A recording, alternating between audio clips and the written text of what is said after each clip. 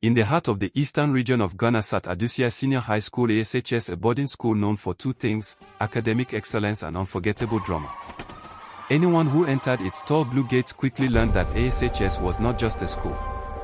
It was a world of its own, with rules, secrets, friendships, rivalries, and moments that stayed with you long after graduation. When Kofi Ansah arrived as a new Form 1 student, he imagined a peaceful place where he could study quietly and make his mother proud. But the moment he stepped off the school bus, he realized ASHS was alive, almost too alive. Seniors shouted instructions, house prefects blew whistles, Form 1s ran around carrying boxes, and the smell of kenki mixed with the scent of freshly cut grass and red dust. Everything was loud, bright, and overwhelming. It didn't take long for Kofi to realize that boarding school was less about the buildings and more about the characters who lived in them. There was Mensima, the girl who knew every school gossip within 5 minutes of it happening. There was Oten, the strict dining hall prefect who treated the dining hall like a military barracks. And then there was the legendary Madam Afro, the senior housemistress whose footsteps alone could silence an entire dormitory. But the most unforgettable group was the notorious Form 3 boys, led by a charismatic troublemaker named Bismarck. Tall, charming, and feared in equal measure, Bismarck had a reputation for bending school rules like they were made of rubber. Teachers scolded him. Juniors feared him. Girls loved him. And the entire school whispered his name like he was a myth. Kofi, innocent and clueless, managed to attract Bismarck's attention on his very first night. Lights out had been announced, and the dormitory was dark except for the moonlight slipping through the windows. Juniors whispered in their bunks, excited about their first night. Suddenly, the door creaked open.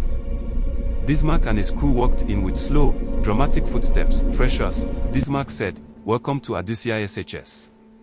Tonight, we start your orientation." Everyone froze. Kofi's heart jumped. The seniors ordered them to introduce themselves, sing their favorite songs, and even recite multiplication tables under pressure. It would have been funny if Kofi wasn't trembling. But something unexpected happened when Bismarck asked who could sing. Kofi raised his hand boldly. He didn't know what came over him, maybe fear, maybe adrenaline, maybe destiny. But when he started singing, his voice surprised everyone. Smooth, emotional, powerful. Even the seniors stopped laughing. Bismarck nodded slowly, a smirk forming on his face. "You," he pointed. "You get talent. What's your name?" Kofi, he stammered. "From today, you be choir boy." And that was how Kofi became known throughout the school. But ASHS was not just drama and singing. It was a battlefield of survival. Students fought for water at the borehole every dawn. They scrambled for dining hall meals like it was a national competition. Prep time was a war between sleep and responsibility. Lights out meant sneaking to other dorms for gossip, stolen provisions, and secret corned beef sandwiches. Things got even more dramatic when a mysterious rumor swept through the school. The new headmaster, Mr. Amankwa, was planning a massive crackdown on indiscipline. He had already expelled 2 seniors from another school, and people said he had eyes everywhere, even in the dark. Bismarck and his crew didn't like that. One rainy night, while thunder rolled across the sky, the Form 3 boys planned the boldest scheme the school had seen. They were going to sneak out after lights out to steal the locked football from the sports office so they could play in the dorm compound. And they wanted Kofi, the choir boy, to be their lookout. Kofi refused at first. His mother had warned him before leaving for school, "My son, don't follow bad company." But saying no to Bismarck was like saying no to a storm. They convinced him, somehow, with a mixture of pressure and charm. At midnight, when the school was drowned in darkness and rain hammered the metal roofs, the plan began. The seniors moved like shadows. Kofi hid behind the mango tree near the staff quarters, shaking, listening to every drop of rain, praying silently. But then he heard its footsteps. Slow. Purposeful. It was Madam Afro. Her flashlight cut through the darkness like a blade. Kofi panicked. His heart raced. He signaled frantically for the seniors to run. But before they could escape, lightning flashed and Madam Afro saw Bismarck holding the football. "Bismarck." Her voice echoed like thunder. Chaos exploded. The seniors scattered. Some jumped over gutters. Some dived behind buildings. Kofi froze. Madam Afro's flashlight turned to him. He felt the world collapse. "Follow me," she ordered. The next morning, the entire school buzzed. Students gathered in clusters, whispering. Rumors flew around like mosquitoes. Notices were posted on the board calling all Form 3 boys and Kofi to the headmaster's office. I'm waiting for an answer. In front of the headmaster, Bismarck surprised everyone by stepping forward. "Sir, it was my idea. Kofi only followed us. Don't punish him." The room went silent. Kofi looked at Bismarck, shocked. This was the same boy who bullied Form 1s, who broke rules for fun, who feared nothing, but now he was defending him. The headmaster sighed. "Bismarck, you disappoint me. But honesty is the beginning of discipline." He suspended Bismarck for 2 weeks and placed Kofi on a warning. The decision shook the school.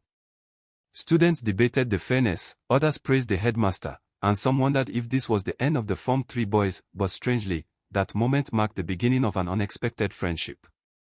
Over the next weeks, Kofi grew in confidence. His singing placed him in the school choir. Teachers loved him. Students admired him. Even Bismarck, after returning from suspension, treated him with a surprising level of respect, and just when ASHS began to settle again, the drama rose to a new level. The school prepared for the biggest event of the year, the annual inter-schools competition. Every house was buzzing. The choir rehearsed non-stop. The drama club practiced late into the night. The athletes trained like warriors. Rival schools sent spies pretending to be visitors. Teachers argued over costumes. Prefects yelled until they lost their voices. Kofi became the lead vocalist for the choir, and suddenly everyone knew him, not as choir boy, but as the voice of ASHS. On the day of the competition, buses lined up outside the school. Students wore their best attire. Houses chanted war songs. The atmosphere was electric. Kofi stood on the stage, trembling, staring at hundreds of cheering students from different schools. When the spotlight hit him, the world seemed to pause. He opened his mouth and sang. His voice soared like it was carried by the ancestors. The audience went silent, mesmerized. Even the judges leaned forward. When he finished, the hall erupted into thunderous applause. People jumped, screamed, and waved flags. ASHS won first place. When they returned to school, students lifted Kofi in the air and chanting his name. The headmaster shook his hand proudly. Madam Afro smiled, actually smiled. And Bismarck clapped louder than everyone else. That night, lying in his bunk, Kofi realized the truth: boarding school was tough.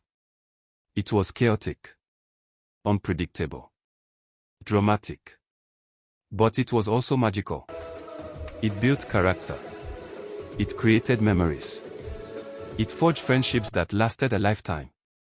And somewhere in the shadows of ASHS, as the night breeze swept through the dormitory windows and the sounds of crickets filled the air, Kofi smiled to himself, knowing he had finally found his place in this wild, unforgettable world.